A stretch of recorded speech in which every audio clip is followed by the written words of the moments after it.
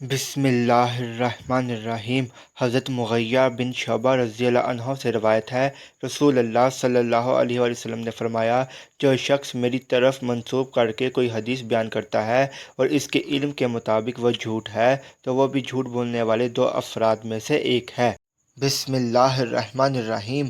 حضرت ارباز بن ساریہ رضی اللہ عنہ سے روایت ہے، انہوں نے فرمایا، ایک دن رسول اللہ صلی اللہ علیہ وآلہ وسلم ہم لوگوں میں کھڑے ہوئے اور ایک متاثر کن وعظ فرمایا جس سے دل اللہ کی ناراضی اور عذاب سے خوف زدہ ہو گئے اور آنکھیں اشک بار ہو گئیں۔ عرض کیا گیا، اے اللہ کے رسول، آپ نے ہمیں ایسی نصیحت فرمائی ہے جس طرح رخصت کرنے والا نصیحت کیا کرتا ہے، آپ ہم سے کوئی عہد و پیمان لے لیجئے۔ تو آپ صلی اللہ علیہ وسلم نے فرمایا، اللہ کا تقوی اختیار کرو اور حکم سن کر تعمیل کرو، اگرچہ تمہارا حاکم کوئی حبشی غلام ہو، اور تم میرے بعد سخت اختلاف دیکھو گے تو میری سنت کو اور ہدایت یافتہ خلفائے راشدین کے طریقے کو اختیار کرنا، اسے داڑھوں سے پکڑ کر رکھنا، اس پر مضبوطی سے قائم رہنا اور نیک کاموں سے پرہیز کرنا، کیونکہ ہر بدعت گمراہی ہے۔ بسم اللہ الرحمن الرحیم۔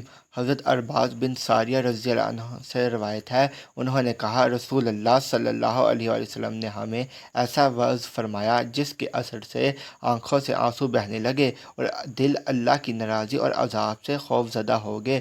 ہم نے عرض کیا، اے اللہ کے رسول، یہ تو ایسا وعظ ہے جیسے کسی رخصت کرنے والے کی نصیحت، تو آپ ہم سے کیا وعدہ لیتے ہیں؟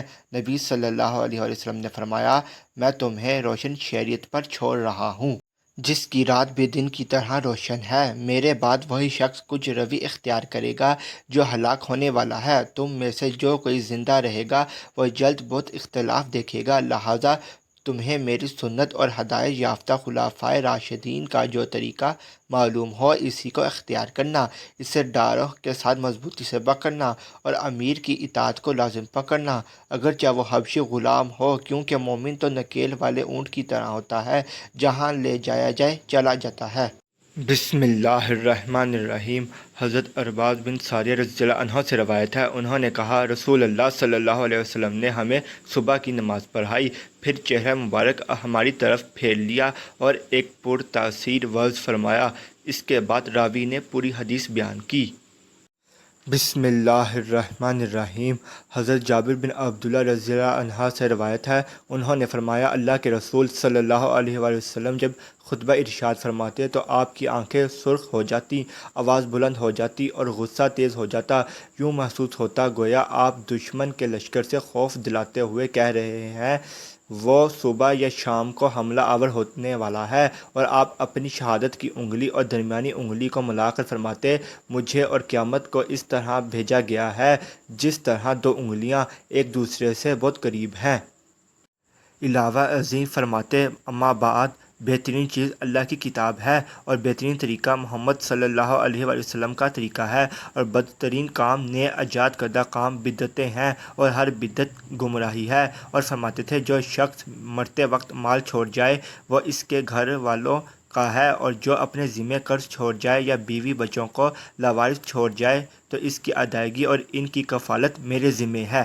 بسم اللہ الرحمن الرحیم۔ حضرت عبداللہ بن مسعود رضی اللہ عنہ سے روایت ہے، رسول اللہ صلی اللہ علیہ وسلم نے فرمایا، چیزیں دو ہی ہیں، کلام اور عملی طریقہ، تو بہترین کلام اللہ کا کلام ہے اور بہترین طریقہ محمد صلی اللہ علیہ وسلم کا طریقہ ہے۔ خبردار، نئے کاموں سے بچو، سب سے برے کام وہ ہیں جو دین میں نئے ایجاد کیے گئے ہوں، ہر نو ایجاد عمل بدعت ہے اور ہر بدعت گمراہی ہے۔ خبردار، تم میں لمبی زندگی کا خیال پیدا نہ ہو جائے ورنہ تمہارے دل سخت ہو جائیں گے۔ خبردار، جو کچھ آنے والا ہے وہ قریب ہی ہے، دور تو وہ ہے جو آنے والا نہیں۔ خبردار، بد نصیب وہ ہے جو ماں کے پیٹ میں بد نصیب قرار پا گیا، اور خوش نصیب وہ ہے جس نے دوسروں کے برے انجام سے نصیحت حاصل کر لی۔ خبردار، مومن سے جنگ کرنا کفر ہے اور اسے گالی دینا فسق ہے۔ کسی مسلمان کے لیے حلال نہیں کہ 3 دن سے زیادہ اپنے مسلمان بھائی سے قطع تعلق کیے رہے۔ خبردار، جھوٹ سے بچو، جھوٹ نہ سنجیدگی سے بولنا جائز ہے اور نہ مذاق میں۔ ایسا نہیں ہونا چاہیے کہ آدمی اپنے بچے سے کوئی وعدہ کرے پھر اسے پورا نہ کرے۔ بلا شبہ جھوٹ گناہ کی طرف لے جاتا ہے اور گناہ جہنم کی طرف لے جاتا ہے، اور سچ نیکی کی راہ دکھاتا ہے اور نیکی جنت میں لے جاتی ہے۔ سچے کے بارے میں کہا جاتا ہے اس نے سچ بولا اور نیکی کا کام کیا، اور جھوٹے کو کہا جاتا ہے اس نے جھوٹ بولا اور گناہ کا ارتکاب کیا۔ خبردار، بعض اوقات ایسا بھی ہوتا ہے کہ بندہ جھوٹ بولتا رہتا ہے حتیٰ کہ اللہ کے ہاں اسے کذاب لکھ دیا جاتا ہے۔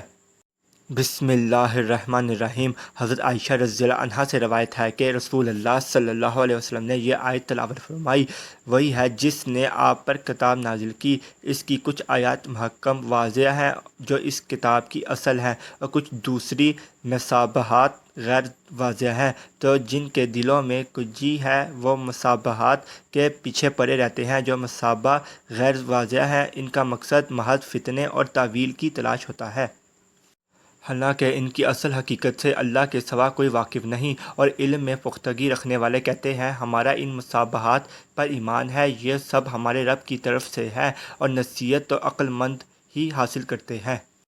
پھر فرمایا، اے عائشہ، جب تم ان لوگوں کو دیکھو جو ان مشابہات کے بارے میں بحث کرتے ہیں تو جان لو کہ یہی وہ لوگ ہیں جنہیں اللہ نے اس آیت میں مراد لیا ہے، لہذا ان سے بچو۔ بسم اللہ الرحمن الرحیم۔ حضرت ابو امامہ رضی اللہ عنہ سے روایت ہے، اللہ کے رسول صلی اللہ علیہ وسلم نے فرمایا، کچھ لوگ ہدایت پر تھے، پھر اس کے بعد گمراہی اختیار کر لی تو انہیں جھگڑے ہی نصیب ہوئے۔ پھر نبی صلی اللہ علیہ وسلم نے یہ آیت تلاوت فرمائی، بلکہ یہی لوگ جھگڑالو ہیں۔ بسم اللہ الرحمن الرحیم۔